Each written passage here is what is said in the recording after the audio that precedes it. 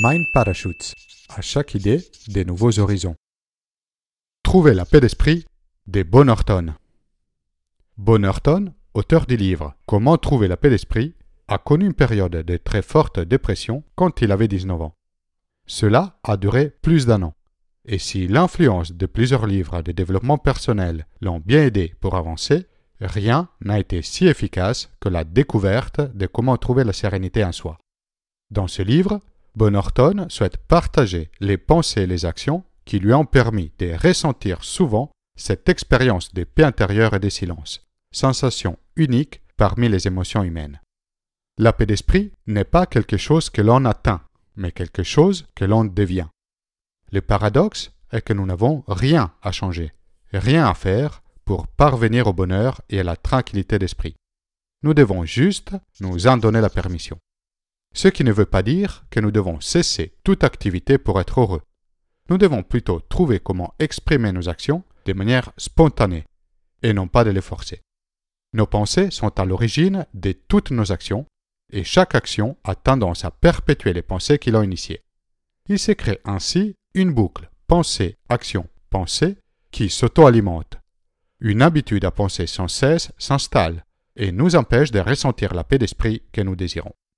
Nous avons tendance à croire que la cause de notre bonheur ou de son absence est à rechercher dans les circonstances de notre vie. Mais les circonstances elles-mêmes n'ont aucun pouvoir. C'est notre propre interprétation de ces circonstances qui va créer notre réalité. Les émotions que nous ressentons sont générées par nos pensées, influencées à leur tour par ces émotions. Notre vie est le reflet direct de nos pensées et émotions. Souvent, elles sont les résultats de l'influence inconsciente de notre environnement et des personnes autour de nous. Mais à tout moment, nous avons la possibilité de choisir de nouvelles pensées et d'autres émotions qui vont créer une nouvelle réalité. Nous devons apprendre à laisser partir nos émotions négatives et nos croyances limitantes. Adopter un état d'esprit positif ne veut pas dire forcer le soleil à briller. Le soleil brille toujours, même quand on ne le voit pas. Le changement positif consiste à dissiper les nuages qui cachent le soleil. Vouloir inverser les cycles négatifs en agissant directement sur les pensées n'est pas très efficace. Cela peut prendre beaucoup de temps. Le processus peut être beaucoup plus rapide si on s'intéresse aux émotions. La première étape, contre-intuitive, est de prendre le temps de vraiment ressentir nos émotions, même négatives.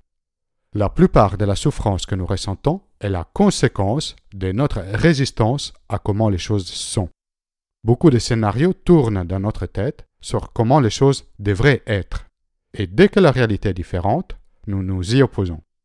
En apprenant à écouter nos émotions et ensuite à lâcher prise sur nos attentes, nous augmentons nos pouvoirs d'action.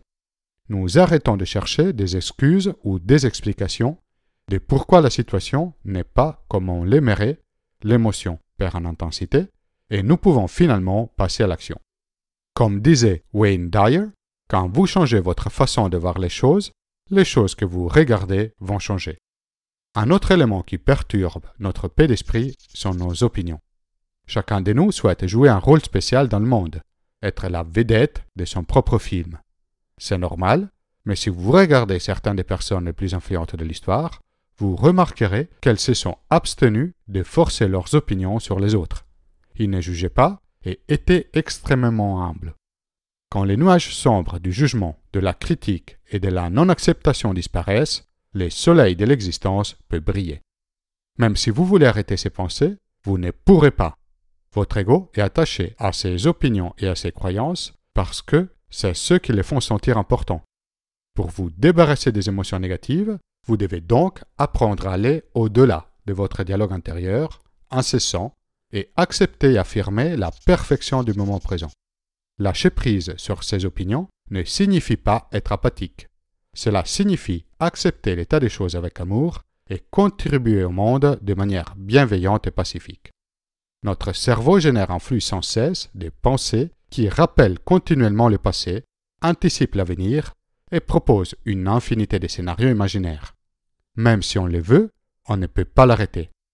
La paix d'esprit est comme l'océan, alors que les pensées sont comme les vagues à la surface. Restez focalisé sur les pensées, les vagues, crée une illusion de séparation, ce qui conduit à la souffrance, alors qu'aucune vague ne serait possible sans l'existence de l'océan.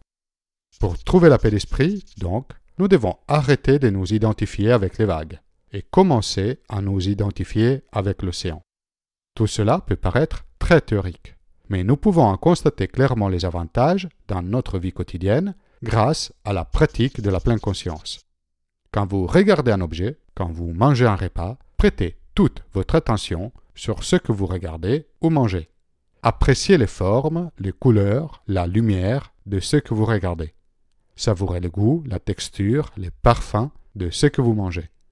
Il suffit de faire simplement ce que vous êtes en train de faire, sans aucun commentaire mental, et sans se concentrer sur un élément spécifique. Vous vous rendrez compte que des pensées vont apparaître tout le temps, que votre cerveau voudra faire ses commentaires sur tout et n'importe quoi. Ce n'est même pas la peine d'essayer de faire taire votre cerveau. C'est impossible. Tout ce qu'il y a à faire, c'est d'arrêter d'accorder autant d'attention à vos pensées et commencer à focaliser votre attention sur ce que vous avez devant vous à chaque instant. Est-il possible de combiner la paix d'esprit avec les désirs d'avoir du succès? Est-il possible d'être efficace en restant focalisé sur le présent, sans constamment planifier l'avenir et essayer d'anticiper les choses? Oui, c'est possible et c'est même très simple. Voilà comment vous pouvez y arriver. Définissez vos objectifs à court et à long terme et mettez-les à l'écrit. Ensuite, établissez un plan hebdomadaire pour vous rapprocher de vos objectifs avec un maximum de 5 tâches par jour. Mettez votre plan à l'écrit. Maintenant, tout ce que vous devez faire est simple.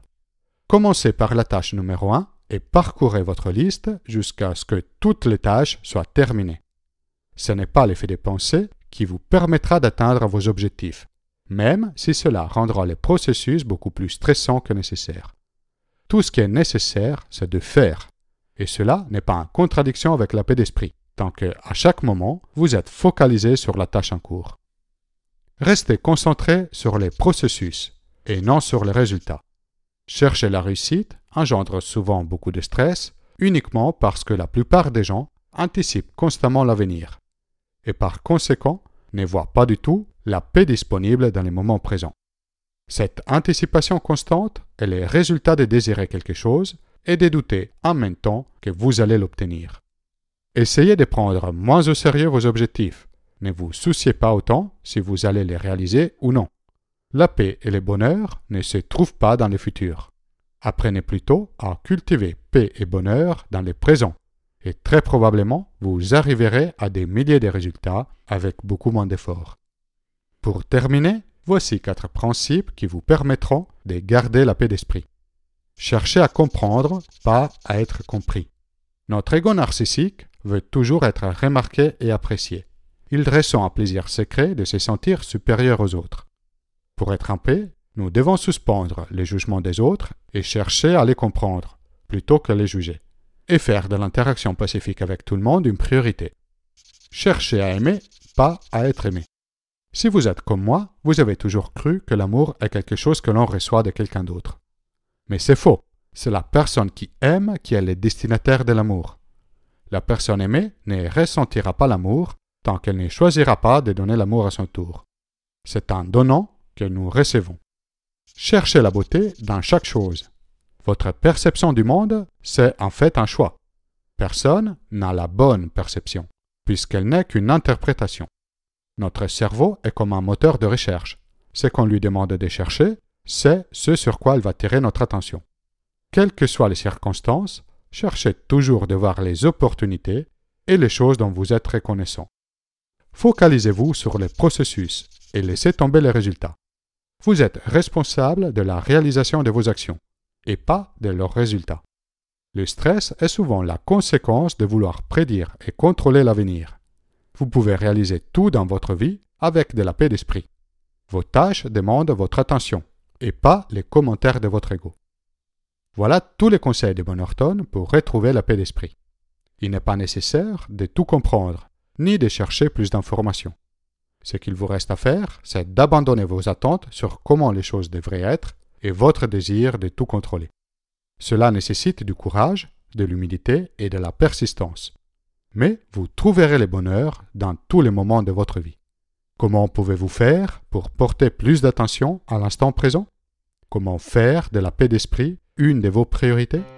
Laissez un commentaire ci-dessous. Vous pouvez soutenir la production de Mind Parachutes en faisant une donation via le site Tipeee. Téléchargez la main carte de cette vidéo et de toutes les vidéos précédentes depuis mon site internet mindparachutes.com. Si vous avez aimé la vidéo, inscrivez-vous à ma chaîne YouTube et partagez la vidéo autour de vous.